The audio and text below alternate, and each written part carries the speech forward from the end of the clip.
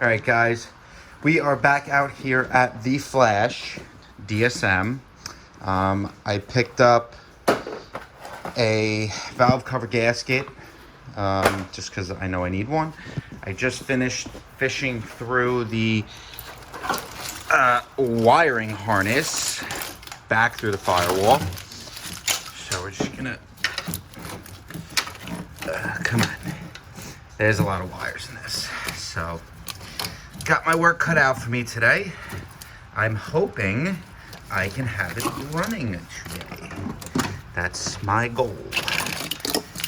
So I just got to pull back the harness, plug it all in.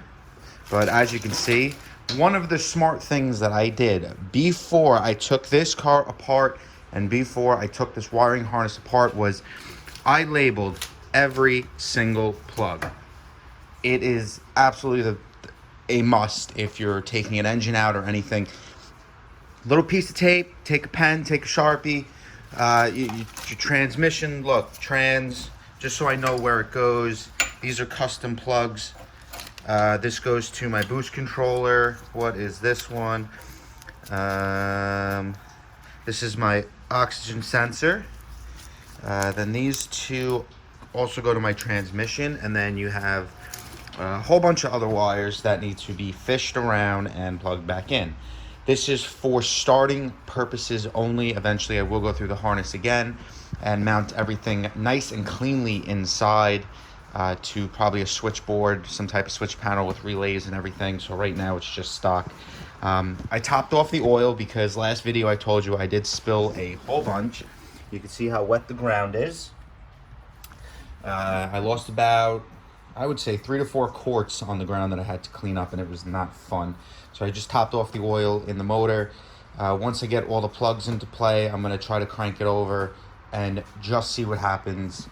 But let's get all the plugs done. I have to put the exhaust manifold on, the intake manifold, the throttle body, the couple of sensors that go on the throttle body for idling purposes. It's an idle air control valve, but anyway.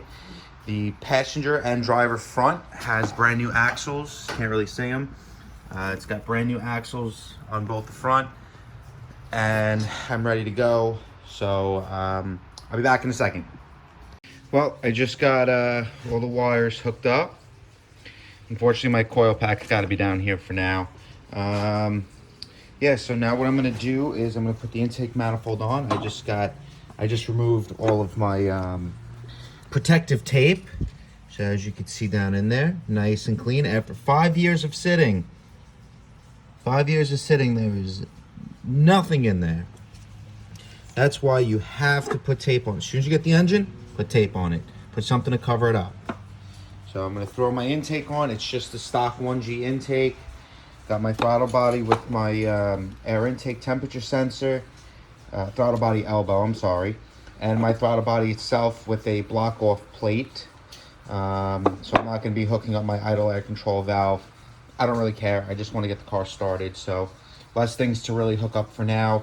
Unfortunately, I forgot my laptop at my house, so I have to run back and get it. So once I finish up everything here, I'm going to go run back and grab my laptop and then, kind of hook up DSM Link or hook up my car's computer, hook up the laptop to it, see what tune is on it, and kind of make adjustments just to get it started for now.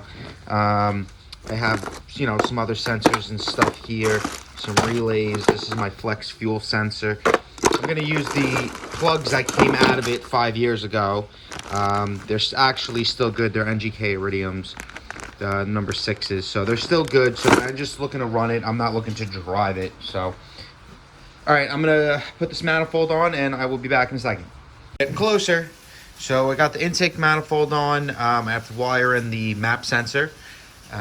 This is the intake air temperature sensor. I just wired it in, so it's ready to go. Let's see here. The spark plug wires I'm working on now. Everything basically is done. I got the spark plugs in. I got the valve cover gasket is now on. You can see the wiring on here is an absolute mess. Let's see if I get a little bit more light. Sorry, it's very dark in here. So you can see it is a mess of wires, but I know where everything goes. Got to put the exhaust manifold on, and that's pretty much it. Then I can at least crank it over, see what happens. And I'm crossing my fingers that it runs. I just want to get this motor started. It's a fully built motor. I spent about, I would say maybe close to $5,000 on it. Fully I-beam rods, Wiseco HD pistons. I believe the engine's a 9.5 to 1 or 10 to 1 compression ratio. Supertech dual valve springs.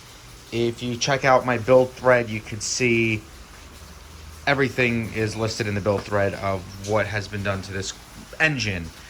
Right now, I'm just trying to get it started. Everything's torqued down, so I'll be back in a snap.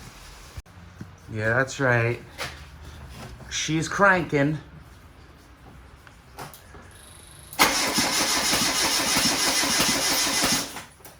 All right, I'm going to hook up the fuel. There's no exhaust manifold on it, so if it does start, I'm going to shut it off right away. This is testing purposes only, so I hope something good happens out of it. All right, 1 second. All right, well, I am going to call it a night. It's too dark in here to really screw around with anything. I'm gonna get my laptop and I'll have everything set up for tomorrow. That way I can kind of see what's going on with the sensors and everything. It's not gonna start. I tried cranking it a few more times off camera. I didn't think it was gonna start. I hooked up the fuel pump and everything. You know, I gotta change the settings for the sensor, throttle position sensor I gotta check. Some other sensors I gotta check as well, but everything does look good. There's oil getting to the cams and everything, so all that stuff I checked. I'm hoping tomorrow. So tomorrow's gonna be a new day. Hopefully with all the light and everything, I can make sure nothing's shorting out. Everything's where it's supposed to be. And, oh, come on guys, let's get this thing started tomorrow. So you can see I got the battery over there. Right now I just have jumper cables. It's a little bad, but you can see the two wires. One is a ground and one is the body one is the body ground and the engine ground, and the other one is the black wire is actually the positive for the motor. So what I do is just hook up jumper cables to those and just run it to the battery. Everything was working. As far as me turning the key, the ignition came on, everything, you know, it was cranking over. Gets me happy to just know that it does crank. So I will check in tomorrow and I'll see you then. Later.